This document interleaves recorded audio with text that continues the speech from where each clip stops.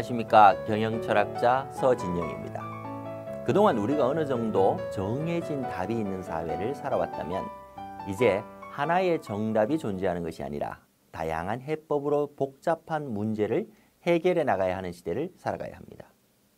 즉 과거에는 단 하나의 해답을 복제해서 표준화된 공정의 문제를 해결할 수 있는 산업사회였지만 이제부터 더 깊게 펼쳐질 지식정보사회에는 획일화된 답으로는 살아가는 것이 불가능하다는 뜻이지요. 그렇다면 어떻게 해야 할까요? 우리 모두가 자신만의 답을 창조해낼 수 있는 크리에이터가 되어야 합니다. 크리에이터는 변화무쌍한 현대 경제에서 절대적인 성공의 방정식이란 존재하지 않는다는 사실을 알고 새로운 길을 개척해 나가는 사람을 말합니다. 이런 크리에이터들은 우등생과 같은 방식으로 1등을 차지하려고 아둥바둥하지 않습니다. 대신 유일한 사람이 되려 합니다. 에이미 윌킨스는 크리에이터 코드에서 크리에이터를 위한 생각도구로 1. 빈틈을 찾는다. 2. 앞만 보고 질주한다. 3. 우다루프로 비행한다. 4. 현명하게 실패한다. 5. 협력을 도모한다. 6. 선의를 베푼다를 소개하고 있는데 그중 빈틈을 해결하는 태양세형 생각도구를 사례를 통해 살펴보도록 하겠습니다. 사업을 전개하다 보면 많은 빈틈이 존재합니다. 기술에도 빈틈이 있고 수요에도 빈틈이 있습니다.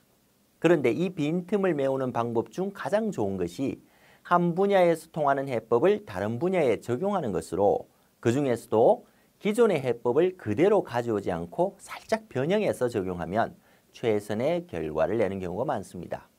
즉, 기존의 개념을 응용해서 다른 지역, 다른 산업에 이식하고 낡은 아이디어를 쇄신하는 것이지요. 이것의 가장 대표적인 사례가 커피 전문점 스타벅스의 탄생입니다. 스타벅스의 CEO 하워드 슐츠는 스타벅스를 구상하면서 이탈리아에서 에스프레소 바라는 개념을 빌려왔습니다. 하워드 슐츠가 유럽의 커피 문화를 관찰하고 그 풍습을 미국으로 가져올 때는 표면적인 유추를 통해서 유사점을 찾아 적용한 것입니다. 그런데 하워드 슐츠는 구조적 유추에서도 탁월한 성과 사례를 만들어냅니다. 바로 인스턴트 커피 VI입니다.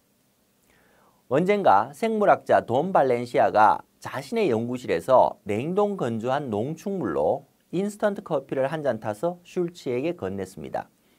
적혈구를 냉동 건조하는 기술을 개발한 발렌시아가 마침 그 기술을 커피에도 적용해 본 것이지요.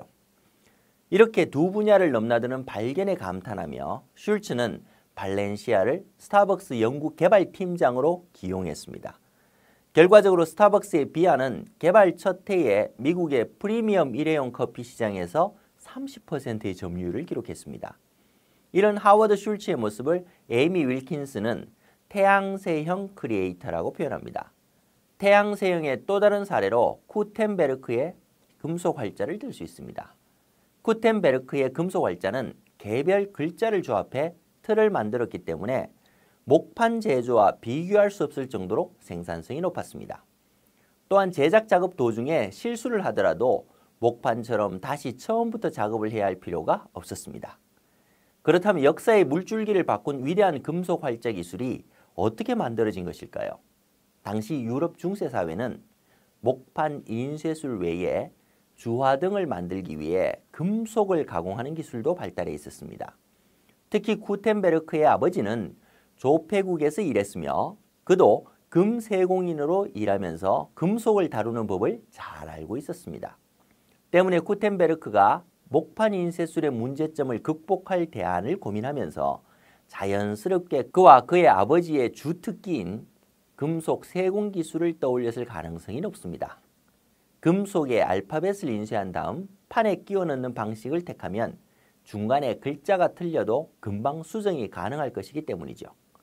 특히 글자를 하나씩 파야 하는 수고를 덜 수 있었습니다.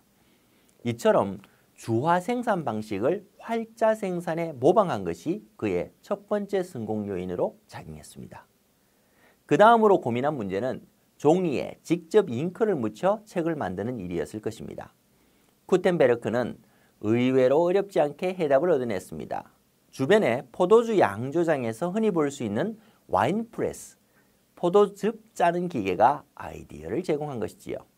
와인을 만들기 위해서는 포도를 압착해야 했는데 이 과정에서 사용했던 와인 프레스는 쿠텐베르크가 개발한 인쇄기의 구조와 원리가 유사합니다.